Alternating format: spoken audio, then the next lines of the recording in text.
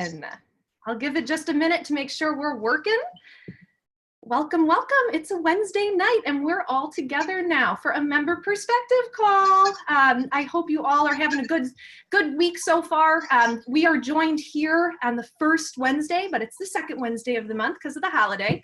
At 6 p.m. Pacific, 9 p.m. Eastern, we're hosting an evening call per usual for a member perspective call. These are calls that we've hosted for a few years now where we get an inside scoop from two of our awesome members. I am Maddie Roach. I'm XYPN's Director of Getting Shit Done, which has translated into the Director of Member Services over the years. I would be honored to work with you as a member if you were to join XYPN, but I have had the honor and privilege of working with our members over the past 4 years as XYPN has grown up. We've got two rock star members on the line tonight, Scott Snyder and Jane Yu. I'm so pumped to introduce both of them. But first, a little bit of spiel about how tonight's going to go down. It's 6 o'clock my time right now. I want to be sure we wrap up by 7, especially for you East Coasters and Scott, who is out on the East Coast in Florida. So we are going to be super conscious of time tonight. I'm not going to rush the speakers by any means, but we definitely want to make sure that we respect your time. So we will be wrapping up right at the hour, even if we're mid-sentence. I will tell these speakers that we want to wrap it up. And then we'll talk a little bit about what next month's webinar will be about. And I hope that you come back next month for this webinar as well. We do record this, so you guys will get it in your inboxes and have access to it. If you need to dip out and put the little ones to bed or something, don't worry about that. We can definitely get you a recording. But tonight, I want your questions in the question box, if that's okay. Over the past month, you all have submitted some really wonderful questions, and I can't promise we'll get to every single one of them, but we're going to try to answer as many of them as possible.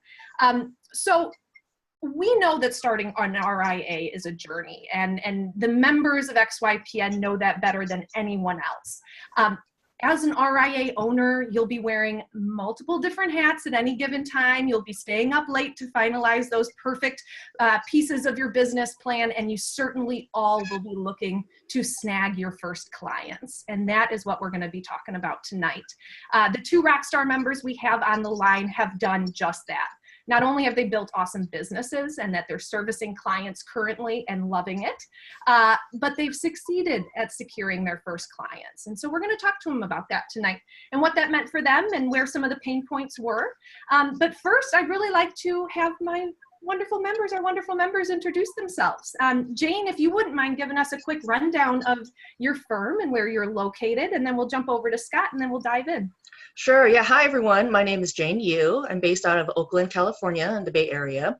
My firm's name is Jane Financial. I target Gen X professional women and their families. And just want to say that I had zero business development experience going into it. And it's despite that, things have been great. And despite the ups and downs of being a business owner, it's been totally worth it. So I am here to be very open and welcome your questions. Awesome. Wonderful. Thanks, Jane. And Scott, how about you?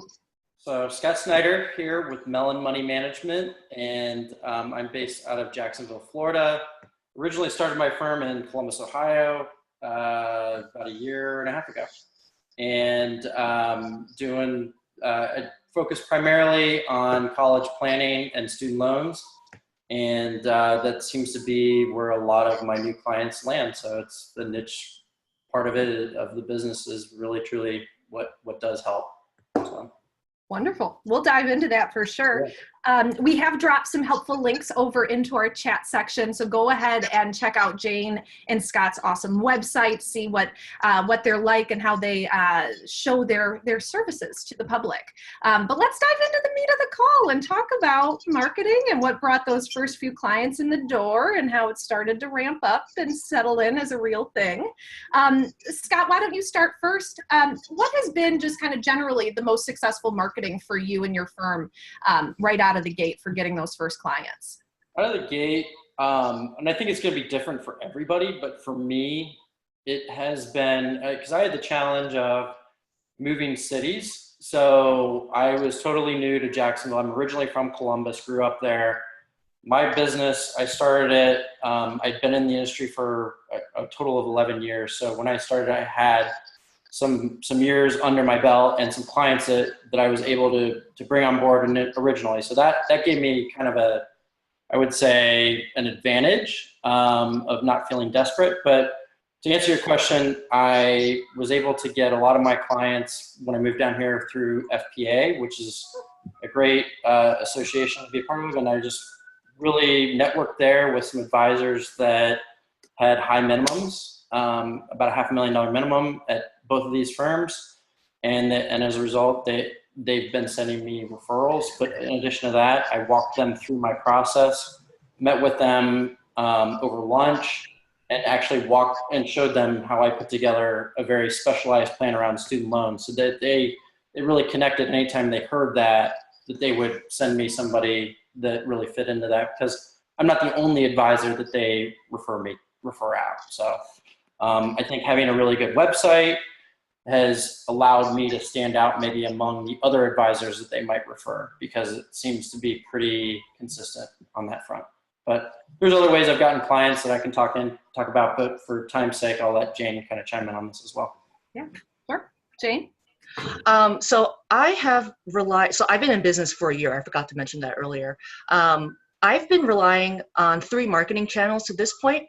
The first and the most fruitful has actually been those various advisor listings like NAFA, Find an Advisor, XYPN, CFP board to some extent. Those have been the largest source of leads. The second source has been, of course, my personal network, friends from college or business school, or other personal connections like that. And then the third, similar to Scott, has been referrals from larger firms. So since I'm in the Bay Area, there's a lot of money here, and the minimums are hefty. I'm talking like $1 million, even $5 million, which was the case at my former employer. I used to be at an RIA. And I think the key has been making it very clear who my target market is. Scott talked about a niche. For me, it's been pretty broad. It's like women my age, 30 to 50 years old with professional jobs. And by being that broad, it's, I guess I've hit a nerve really identifying an underserved segment of people who want an advisor. So those have been the 3 channels, and having a target market has really been critical.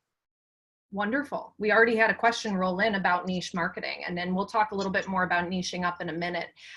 But Scott, how you said that you brought some clients over from your previous firm, which is the case for some members. Not everyone starts with a book of business.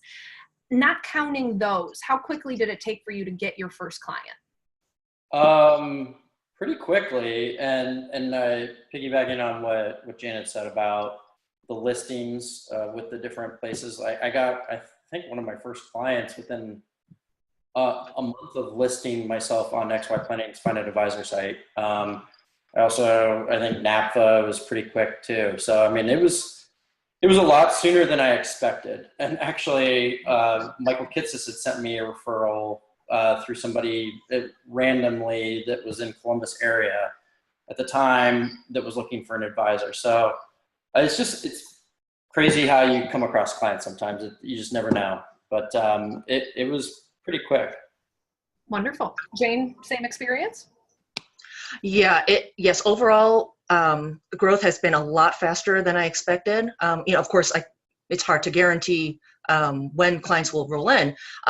For me, I had 2 clients who actually hired me or wanted to hire me before my firm was even registered. One was a married couple, personal friends, and the other it was accidental, basically, because I had forgotten that I had a listing on the FPA site tied to my former employer. So another married couple found me, and I said, "Oh, happy to talk to you, but if you're willing to wait, I can't, technically take you on as clients until I've been registered."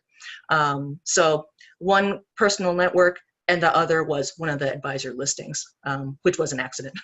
Awesome. Yeah. A question came in specifically about you. Did you start with any clients from your previous firm besides? I started with zero clients, and I had no business development experience. Good for you. Good for you. And now I'm at 24 clients. They're primarily planning, financial planning, in other words, project clients. But Although I don't want that to be the focus of my business for the long term, they pay the bills, so I'll take it. Absolutely. Great. Congratulations on your growth. That's wonderful. Scott, you mentioned sitting down with your clients in person to talk through kind of your proposal for student loans. What kind of deliverables, if any, outside of that, do you provide your potential clients as when they're prospects? So when they're prospects, my process is I start off with an introductory call to screen it out to see if it's a good fit either way, because in my earlier days of being in this business, I found myself like just anybody who had a pulse, I would run after and be happy to meet with. Well, the more and more you do this, you realize there's a lot of people that'll waste your time. And so really I have a initial call. After that initial call, I follow up and I deliver what I call if we agree to move forward on a meeting, a what to bring checklist. And then a goals kind of worksheet where it outlines the different goals that they have, what time frame they have in mind for that, what sum of money or monthly flow that they would expect to reach those goals, and then more kind of qualitative questions in addition to that. So it gets me kind of on the same page with them in terms of expectations. And their money history. And then the third thing I send is a sample financial plan so that they can kind of see Wonderful what it is. And great. then And that's all. Yeah, that's all before we get together, just so that way they get a sense of what it is I do, how my process works, and what the expectations are. Because I think if you don't set the expectations up front, you're setting yourself up for a bad relationship potentially, and or wasting your time. So I think I'd rather get them quicker to a no than hoping they say yes, if that makes sense. Sure does. And I think it answers a lot of some of the questions that came in, which is how do you tell or explain your value? You in fact show your value by providing some of these deliverables up front. Jane, do you have any tangible deliverables you're talking with potential clients with while having that conversation? I actually don't. I spent a decent amount of time designing all of this marketing collateral, and I haven't used any of it in actual prospect meetings. So the way I demonstrate my value is because of the hefty minimums of a lot of reputable firms. It really blocks access to a lot of people who are willing to pay for high quality advice, and so I really haven't had to answer questions about, okay, what exactly is financial planning? This is really expensive. I don't know if it's worth it. I actually have not gotten any pushback on the price of my services. I haven't had anyone ask for example documents. Maybe twice out of the 60-ish people I've spoken with over the last year, they've asked for a reference from a client. That's it. Yeah. Wow, great to know. Awesome. When it comes to benchmarking yourself and your ability to acquire clients, did you have a benchmark when you started, and has it changed now that you guys are both in about a year or so? Jane, you can start. Mm-hmm. I did set goals in the very beginning. Okay, let me think. I didn't really assign a time to them though, so it's not really that's not the ideal way of goal setting. But first goal was to break even in terms of my business expenses, so recouping my startup costs and the ongoing operating costs. Second goal was to break even on my business and personal expenses. And then the third goal, which is more of a 5-year goal, is to hit my ideal number of clients times an ideal revenue. So for me, say 50 clients, ongoing clients, paying me at least $6,000 per year retainer. I do a flat fee, by the way, for both comprehensive financial planning and investment management. I don't do a percentage of AUM model. Wonderful. Thanks for clarifying that. That's great. Scott, what were your benchmarks when you started, and have they changed? Oh, they definitely changed, and they will probably continue to. but my benchmarks when I started were to get to break even as quickly as possible. So survive would be the name of the game early on, but that doesn't really answer the question specifically.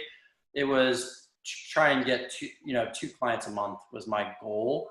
1.5 or 1 to 2 clients, and sort of average out to be about 1.5, so that I could get like 16. I ended up being about, I think the first year, if you exclude the legacy clients, I added about 20 clients over the first year. And then I had 15 legacy clients.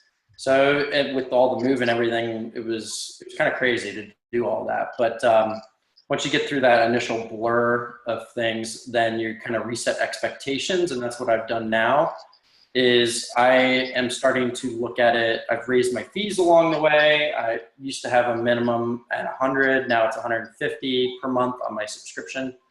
I do have an AUM only fee if people just want me to manage their investments, because I came up through the wirehouse side of things and have pretty good handle on the investment management side if people just want me to focus on that.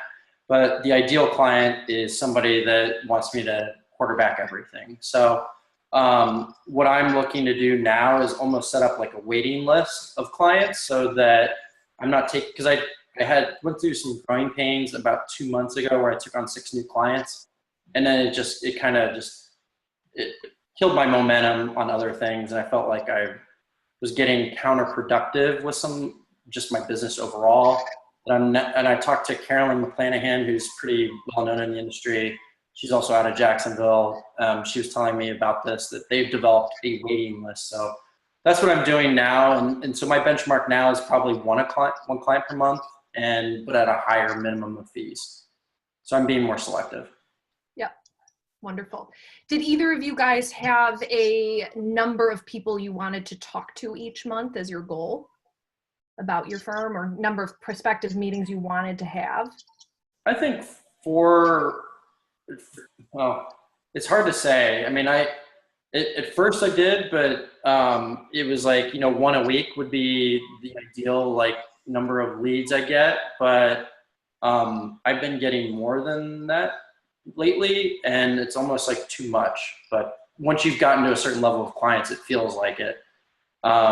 So I would say that now I would prefer it to be 1 every other week. Great. Jane, do you have any goals like that for yourself? Number of prospective meetings you want to have?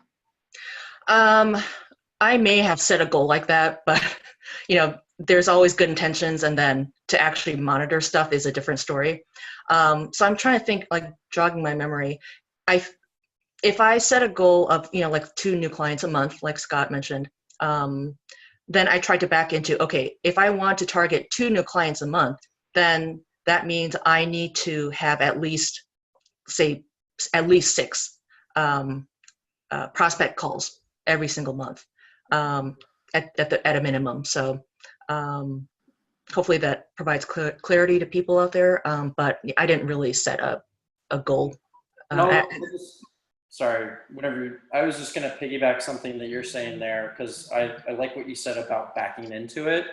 I actually have a process that I use, and where I quantify people as either a lead or a prospect. And so they start off as a lead when they reach out to me.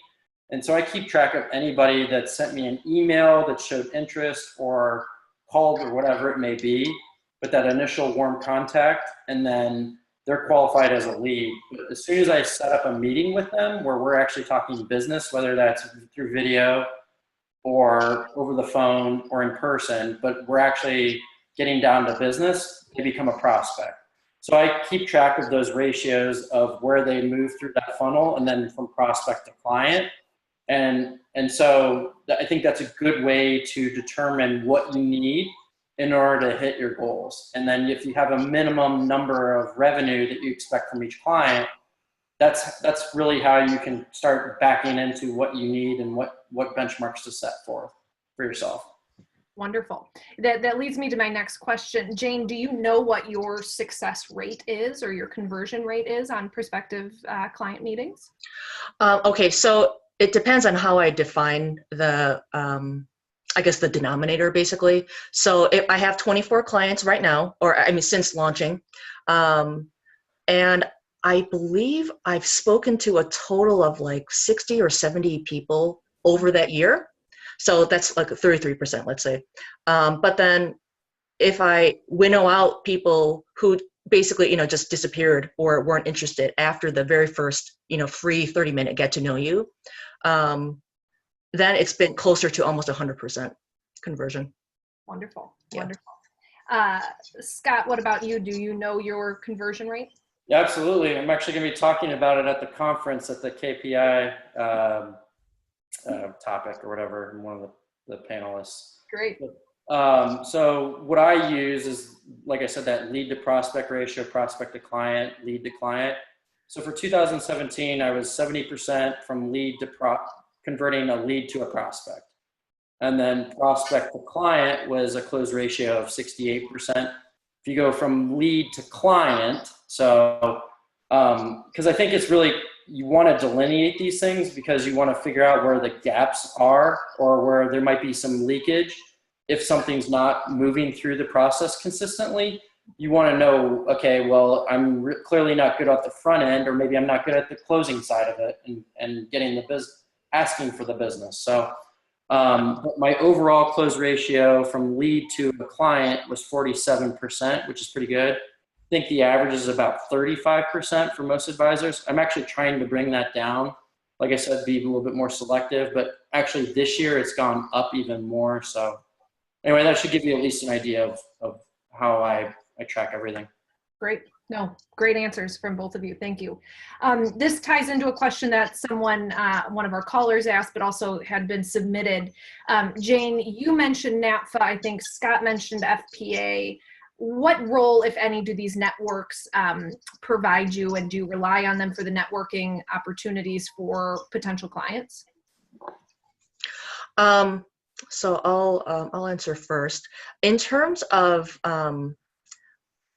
which organization has produced the most number of leads, it's been NAPA for sure. I'm kind of embarrassed to admit this. I let my FPA membership lapse recently because it's kind of expensive, and NAPA is included in the XYPN membership. But even before I let it lapse, for sure, NAPA was a much larger source of leads for me. Now, in terms of networking opportunities, actually FPA, I was much more active in the FPA. So I've been in financial planning for about 6 years, and a friend who was already a planner suggested I join FPA. So I was much more active in that organization than NAPA, which is not as, doesn't have as much of a vibrant presence in the Bay Area for whatever reason. So I had mentioned earlier in the call that I had 3 marketing channels, one of which was getting leads from larger RIA firms. I had those relationships because of the FPA, and because I had known these financial planners for a long time. If you're a recent career changer and you're thinking about launching an RIA, that path of basically hitting up larger firms for leads is still an option for you, but it's just going to take more time to establish that trust because they're not going to know you until, of course, some time has passed. Great advice. Scott, how about you? So I would say that it's the opposite for me. FPA has been my bigger source of business. And I think that's where if you're getting into this business, you really have to look at the area you live in, demographics, all that stuff, and take into consideration, and sort of you have to experiment in the early stages to see where it's going to come from. But then once you start to figure out where it is coming from, put your energy into that. And that's what I did. So FPA turned out to be more of sort of where I get my referrals from. So I put a lot of face time in. I'm now on the board, and I was just at a board meeting this morning. I help organize events. So I've established myself as a leader, not because I want to, get more referrals. Obviously I want that, but because I enjoy the group of people I'm around. I think it's a great group of advisors where we can share a lot of ideas. So I think if you can find good synergies with people that bring a lot of the good out of you, that you'll naturally find opportunities. That's been my experience at least. Wonderful. This question just rolled in. You both have spoken a lot about how you've gotten clients from either referrals or passively from your website, things like that. What are you doing actively on a daily basis to get in front of people or to ensure that you're getting in front of enough people? Or Scott, go ahead. So that's a tough question to answer because I mean, like, I don't look at it as a daily thing. I look at it as almost like it's something that in the earlier stages, I guess, when I first got in this business, it was always on your mind. Now that I've got enough clients and I feel like, okay, I'm starting to wanting to be a little bit more selective, it's not as much on my mind. But I would say that as I was starting to build things out, it would be focusing on making a really good website. I mean, you want to make a great impression because no matter what, if somebody's referring you, wherever it may be, they're going to Google you and they're going to go to your website. And if it looks terrible, you might lose out. And they might go look because they might have received more than one referral. The other thing is, I know blogging sort of gets a bad rap sometimes, some people think it's saturated, but if you are intentional around your niche, and you think about it from this perspective of, if I'm going to write an article, okay, what are people Googling and searching for? What kind of questions are they asking? And then building your article around that, I think will help drive traffic to your website. And so I've invested some money in SEO. Not a ton, but I'm looking at ramping that up even further because the more you can get people to come to you, the better. But also just being out there, doing FBA, being a part of the community, your natural network. It's just, once you've started a business, it sort of just comes up all over the place. I don't know. Jane, what do you think? Okay, so just to make sure I answered the question, it's about how many people per day I'm trying to target with prospects? No, as opposed to the clients you're getting through referrals and just who are landing on your website. What daily or weekly activities are you doing to try to get in front of clients? Oh, I see. The honest answer is nothing.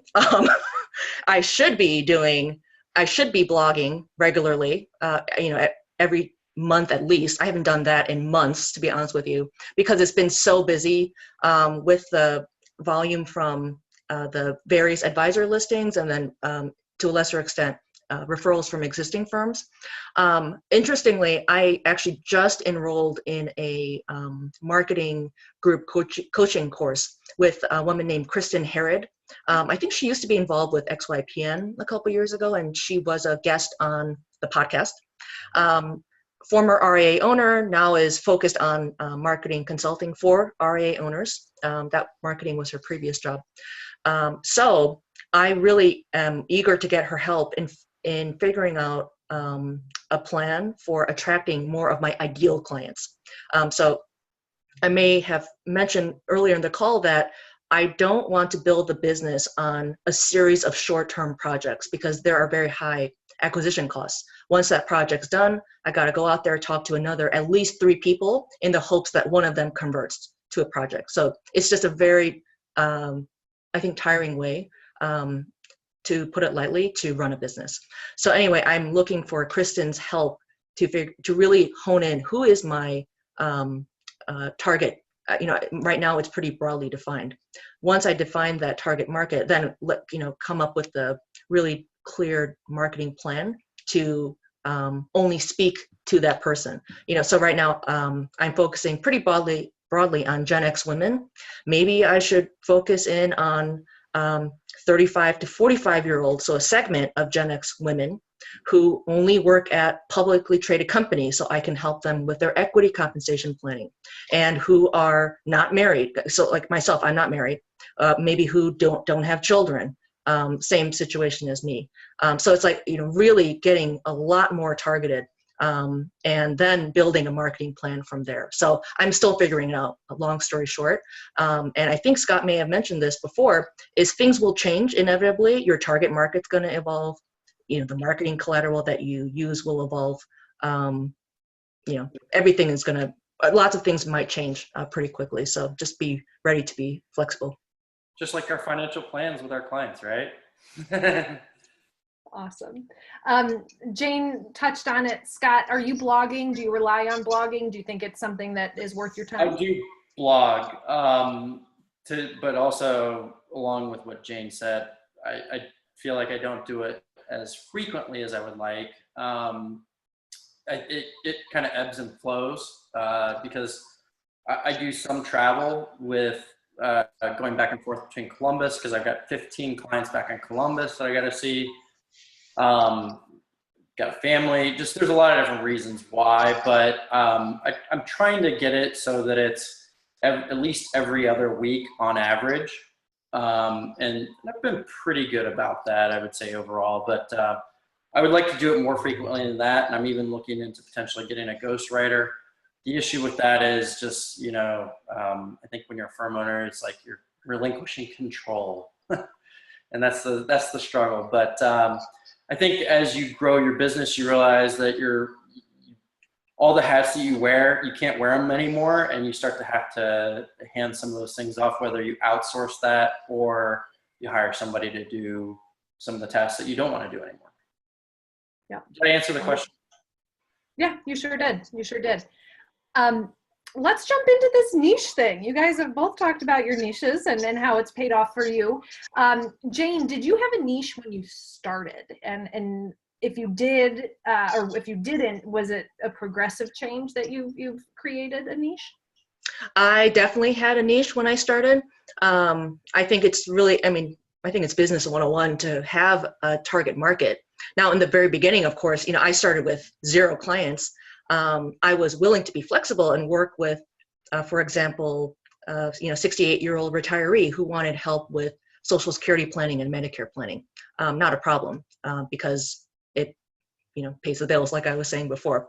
But for the purposes of my website, I wanted to have this ideal person and I was speaking to, and to use the right language, and to use the right photos and even clothing, being in an outdoor setting. If you take a look at my website, every detail on there was thought out. I have a picture of my cat who I love on one of the pages as well.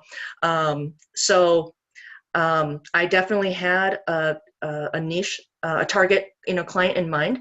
Now, granted, it was pretty broad because there are lots of women who between, Gen X is like, so I'm 39, so I'm probably at the younger end, 39 to 55. That's a lot of people, even if just in the Bay Area, that's maybe tens of thousands or hundreds of thousands of people. So I wanted to have something at least so that I could create my website and have a story to tell to these larger firms I had mentioned before. I'm targeting women around my age who are high earners, not rich yet, that whole Henry acronym, high earners, but they don't have the $1 million minimum that, your firm or other firms have. And I knew that things would change. And of course, now here I am a year later, and now I'm not drastically shifting my focus by any stretch. I'm not looking to work with retirees, for example. I'm just honing in a lot more deeply. Now, if some of you are wondering out there, how do I even get started with defining that target? The way I did it was just, looking at myself basically and thinking, okay, who are my peers, and what kind of expertise do I want to offer to them or learn if I don't? For example, I'm thinking maybe I should target divorcees. So maybe that means I need to get the CDFA certification, for example. So basically I'm thinking things through, but yes, I did start with a pretty broad target market, and I knew it would change over time, evolve over time. Yeah, I often joke with members that fee structures and niche are two things that are kind of ever evolving in the world of our members. You just never can finally really put an endpoint to either of those developments. So Scott, did you start with a niche right out of the gate, or was that an evolution for you? I absolutely started with one, and it is evolving for sure. So when my company, Mellon Money Management, was named after my grandparents because they helped pay for my way through college, because I focus my business around college planning. everything I did was very intentional around that. And so I branded my company, my website around those things. And originally when I first launched, before I launched my business, I kind of had an aha moment with a client that has since become a really good friend, but he and his fiance, she had a ton of student loan debt, and I almost made the mistake of telling them to refinance it. I came from a background of working in banking, and as a result, I was like, I remember actually listening to the XYPN podcast on my way to work, and Heather Jarvis was on, and she was like saying all this other stuff about student loans. I was like, holy crap, I could have like cost my clients a lot of money. Long story short, it was like one of those aha moments when it didn't work out with the other firm that I was working with, and I knew I was going to be moving to Jacksonville. I was like, this is what I want to do, because I focused on something that brought a lot of energy out of me, something that I was passionate about, where I felt like I could add a lot of impact with the kind of age client that I saw myself working with.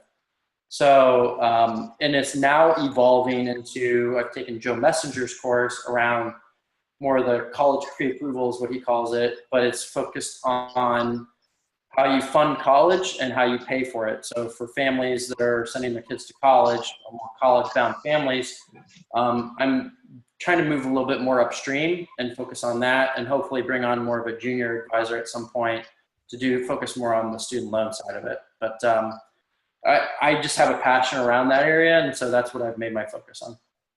Wonderful. Wonderful. Are you doing anything unique within your deliverables, Jane, or how you service your clients that allow you to speak directly to your niche? Let's see. I'd say that my website is the most prominent and the first place. I really, Scott touched on this. I really wanted to make a really good first impression, and the website is pretty much the first place that people look. Let's see. Other than that, not really, actually. Scott, how about you? Yeah, I would say that, and there's things on my website that I'm actually working on and rehauling or redoing essentially. But for the most part, I like my website a lot. Where I want to rework it is this life stages planning page that I've created, where I've got various life stages, and the point of it was so that, and the way I was thinking it through is, if somebody says, all right, I just inherited some money, I have a section on bereavement, I have a section on parenthood. So all these different stages of life, because that's really what prompts people to actually search for a planner. Because having worked in the business, I was thinking through, okay, these are the things that people think through, but I just don't like the content that I have on there. And when I first got into starting my own firm, I just kind of rushed through it, and I feel like it's not as rich and useful as what I know now. But that's okay. I mean, you're going to make mistakes along the way. You're going to realize later on that certain things need to be tweaked. But I would say I agree with what Jane is saying, that the website is essential. I mean, think of it as like having a storefront. I mean, people are going to walk into your store. You want to have that looking nice.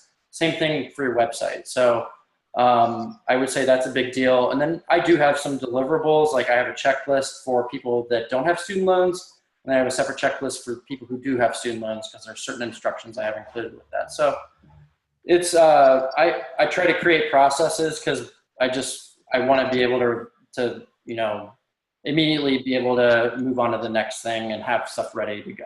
So it's kind of teed up. Wonderful. Have either of you received any pushback for being young in the industry, or new to this, the fact that your RIA is young? Have you gotten any verbal pushback or anything like that from people you've talked to about your services, Jane? I have actually not received any pushback like that. I wonder if it's because the prospective clients who come to me are my peers, mostly.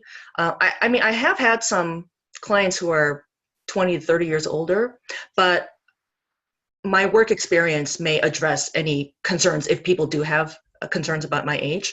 I used to work at the Social Security Administration. I have an MBA from U Chicago. I worked as a financial planner for about 6 years at firms before that. I have the CFP. So I put all that stuff on the website, and so I think that addresses any questions or concerns people may have about my background. I even ask people I ask prospects during the very first 30-minute consultation if they have any questions about my experience or background, and they never do. So I haven't had an issue. Wonderful. I absolutely have not. And that was always a worry when I first got in this business. I got in this business when I was 22 years old, and have been in it ever since. But and in the sales role primarily the whole time. I wouldn't recommend it in your early 20s, but I will say that as you approach your late 20s and early 30s, you have the right experience and expertise to be, I think, hold your own and be confident. And think about it this way. You go see a doctor, they're usually in their early 30s. I mean, most people don't have a problem with a younger doctor either.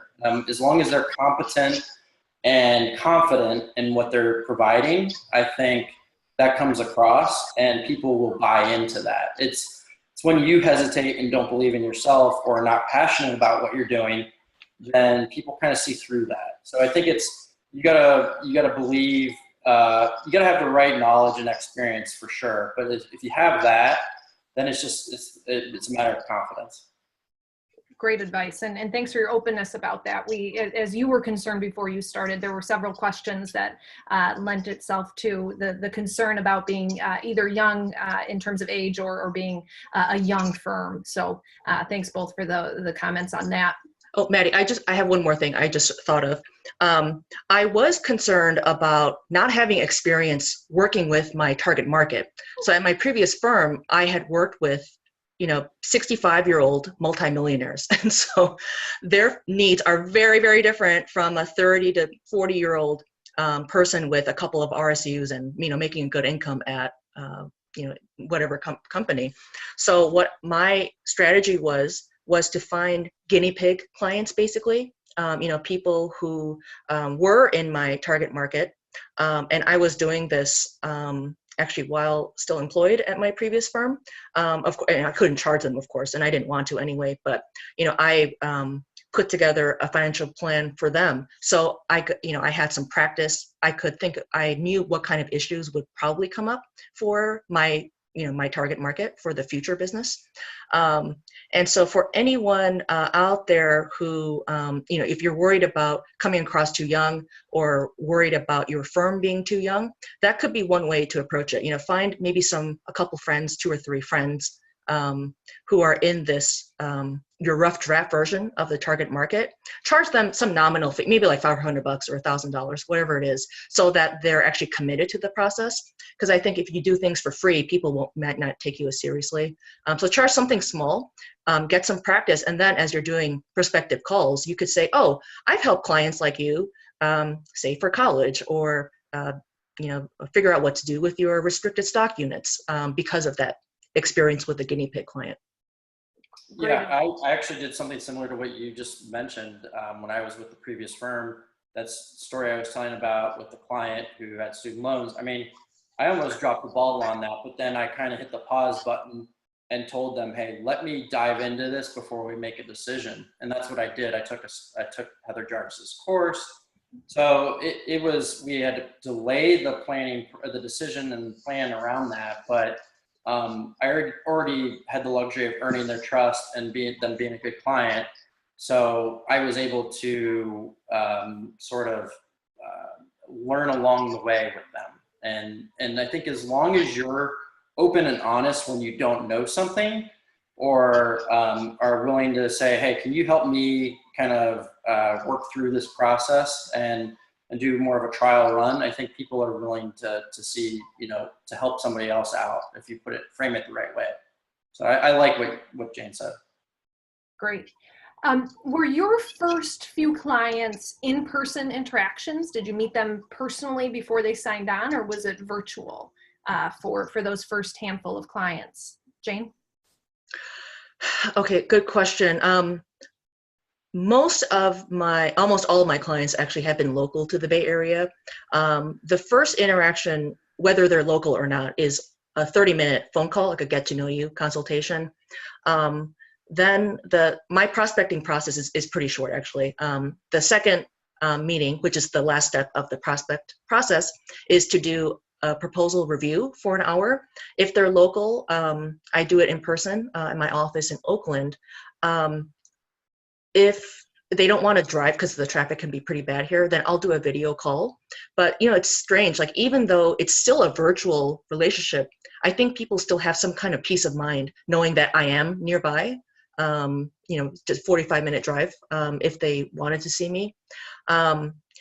If you are in a small town or just in a let's say a small town where you don't think your target market resides and therefore you need to build a virtual practice, just some general comments is it can be done, but expect the ramp up to be slower.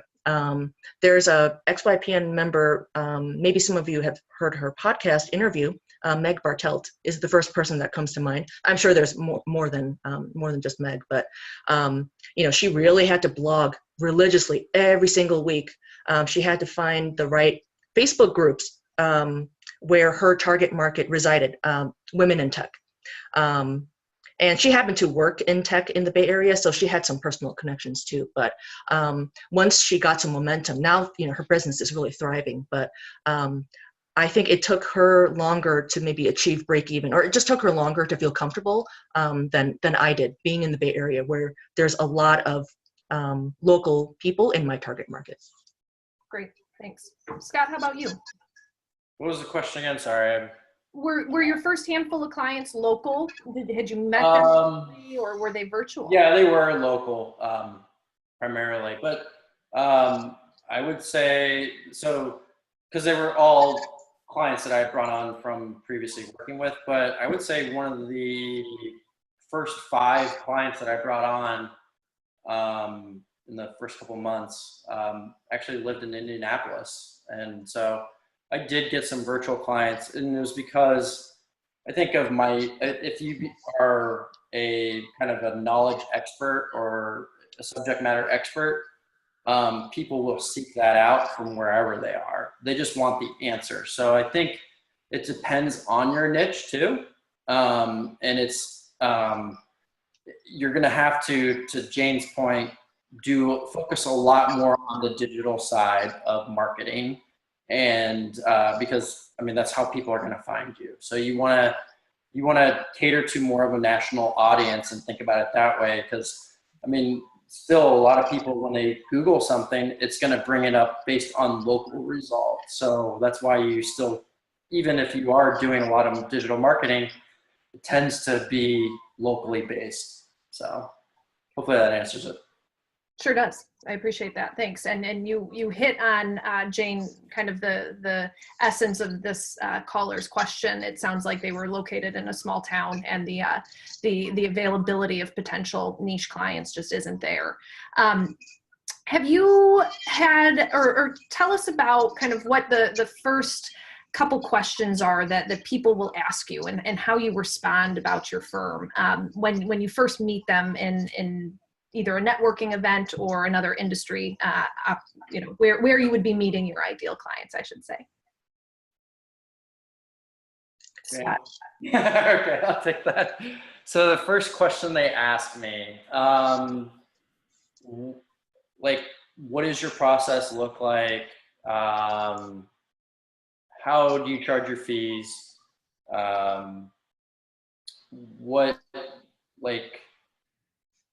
Basically, they want to know a little bit about you, but I do I answer that to some degree, but then I try to flip it around back on them, because really that's, I think, what a good salesperson, I know sales is got a bad word, but if you're trying to develop a good relationship with somebody, you want to get to know them and why they're interested in working with you. So my focus is to try and redirect it back onto them and find out as much information and not like probe, but ask enough questions that I'm making sure that it's a good fit for them, it's a good fit for me.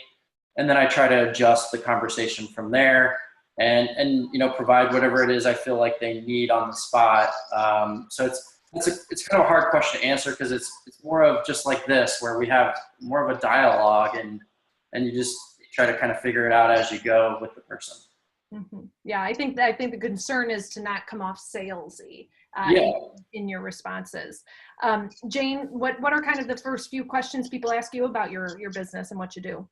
Yeah, so just a broad comment, and then I'll answer the question, is that I always am mentally ready for these informal settings, knowing that, people tend to ask what you do for a living and to be ready. So, of course, I'm not like, I don't go to friends' parties or volunteer because I'm looking to, get clients. That's slimy, frankly. But when if people ask, which happens a lot, then I want to be ready with an answer so that, maybe they're a good fit, or maybe they know friends who are a good fit and can talk about me. So in informal settings, when people learn I'm a financial planner and I have my own business, they ask, who do you typically work with? How do you charge, of course? And then it goes into specific questions that they, typically have for themselves, like, oh, I have all these old 401k plans, and it's embarrassing for me to admit this, I have no idea what to do. Is that the kind of stuff you help with? Because, financial planning, it's an intangible service. There's a really good book, I think one of the podcast speakers mentioned Selling the Invisible, which is specifically focused on marketing professional services. That's why it's called Selling the Invisible. What we do is, it's not like, selling a car where you can see the color, you can see the leather and how it smells and all that. So after, doing this for a year now, now I just tell people up front proactively, like, oh yeah, I work with women like myself, or, if it's someone who's a peer, women like us, who are trying to figure out their RSUs from the job. They're trying to figure out what to do with the 401k, with old 401k plans. So I try to make it tangible that way. And I don't go into a ton of detail either. And usually that perks people up, because it's relevant to almost everyone. And then I just let the conversation go from there. If they decide that they're interested for themselves, I'll send them my calendar to set up a consultation. But that's not my goal by any stretch. Just making conversation, and it's led to calls, prospective calls as a result. Great. And anecdotally speaking, when I talk to members and they're at the 20 to 30 client household numbers, internal referrals does become a very good lead gen for folks. Do referrals, are they things that you ask for out of the gate, or how do you approach kind of the referral aspect of your business? Mm-hmm. I'll answer that first. I don't ask for referrals, and I think that if you do a good enough job, referrals are provided, especially if you identify yourself within a certain niche, or have targeted who you work with. People will immediately think, oh, okay, Scott, this is like somebody's got this problem. I need to send them to Scott. Whereas if you just are a generalist, people are going to be like, I know. It's just they're not going to really think of somebody. I don't know. That's been my experience. But in terms of referrals, I just have a core philosophy that it's something that should be earned. And I want to earn that along the way. And I think the more somebody knows me, they're just really, if I demonstrate enough value, they're going to send them my way. I don't like to come across as salesy. I'd rather be more consultative and educational and not be the pushy salesperson. So that approach, I think, is just you get more out of that. I think when I first got into this business and that was kind of how you're coached, then it turns people away. Yeah. Jane? It's really interesting. So, of course, I'm not actually doing this, but I'm open to asking existing clients for referrals. The only reason I'm not doing it right now is of the 24 clients I have, most of them are short-term project clients. And most of the time, those are clients that I don't want to clone, basically. So that's why I don't ask them for referrals, because they probably will refer people just like them. And they're perfectly nice, but for many reasons, I don't want to attract more of that, the type of project clients I've been getting so far.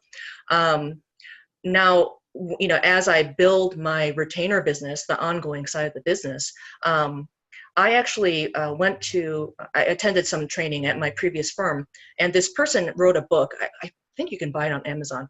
His name is Dan Allison. His thing is referral marketing, how to cultivate your existing clients to also be a marketing machine basically for you.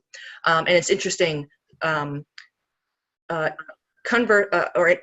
contrast to what Scott was saying, he actually believes that asking for referrals earlier in the relationship is the ideal time. Actually, I was very surprised, because I thought you should just let your work speak for itself. Let some years pass before you hit them up to ask their friends if they are looking for a planner. That feels cheesy. But I think in his book he talks about it's about first structuring it as like a feedback meeting. So it's about them. What's their experience been like? What can I do more of? What do you want less of? And then another part of that feedback meeting is to educate the client on the services that you provide, because they may not realize everything that I can do. For example, through a CPA I outsource to, I do provide tax preparation and tax planning services. So if a client doesn't have that for herself or himself, then they may learn something new. Oh, Jane does provide tax services for the right person. So it could be educational as well. Yeah, great. And I'll just throw a qualifier in there too. It's not that I don't go after referrals. It's that I don't make it come across overtly. I've gotten plenty of referrals from clients, and I think that, and some of it has happened early in the process, but I don't go into it with the expectation or desperation of needing referrals. I think it's something that you want to come across as educating the prospect of, here's what I provide, and then if you have a niche kind of what you provide, it naturally, people will want to help. And if you identify who the connector types are of your clients, because those are the ones that are going to be giving you referrals. The engineer types, I'm sorry, they're not as inclined to give referrals, but the more salesy type person or the more gregarious types, those are the ones that are really good at connecting to others and saying, you know what, you need to talk to Jane about women in financial planning, because she did a really good job with me, and it's like no other experience I had. Those are the kind of people you want to focus your energy on in terms of generating referrals. Awesome. Awesome. I do have one more question for the both of you, and it will round out our wonderful call tonight. I'll ask you both what words of wisdom you would give folks who are starting with 0 clients. But before we answer it, I want to thank everyone so much for coming out tonight, especially Scott and Jane. You both are just such wonderful members. I swear we didn't prep before this. You guys have really done an impressive thing building your firms, and congratulations on both of your successes. Next month, folks, I want to invite you, and it's not it is next month, but it's only 3 weeks away. We have our next member perspective call with 2 awesome members, Kyle Moore and Alyssa Lum. We're going to be talking XYPN membership pro tips. So August 1st, Wednesday, 6 p.m., same time. You guys can go to the website and find more information about our speakers there. And don't forget, folks, that if Scott or Jane said something tonight that made you say, aha, this is it, let us know in the application. We have a place to let us know if you have a member who helped you join the network. Go ahead and list them. So with that, we've got a minute, and I promise to wrap it up.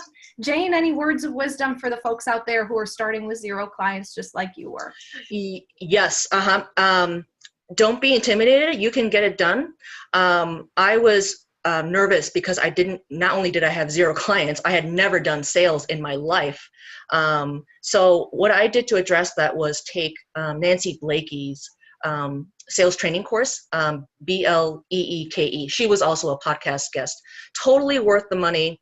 I was an unusual student because I didn't have sales experience. I still found it to be invaluable. And find that guinea pig client or clients as well. And then one last comment is, if any of you have questions, feel free to email me and we can set up time to talk.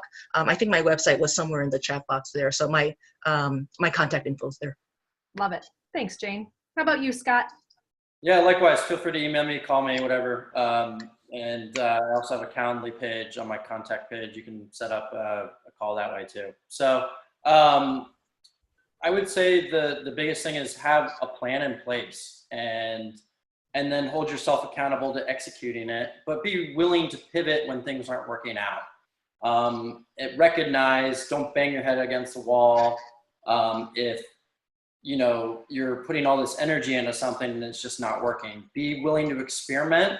And then as you're experimenting, find where you're getting the most clients and focus your energy on that and pour gasoline on it. And then that's where you're going to get the fire. And I think continue to see momentum build from there. So I would say just be very intentional about how you go about your business.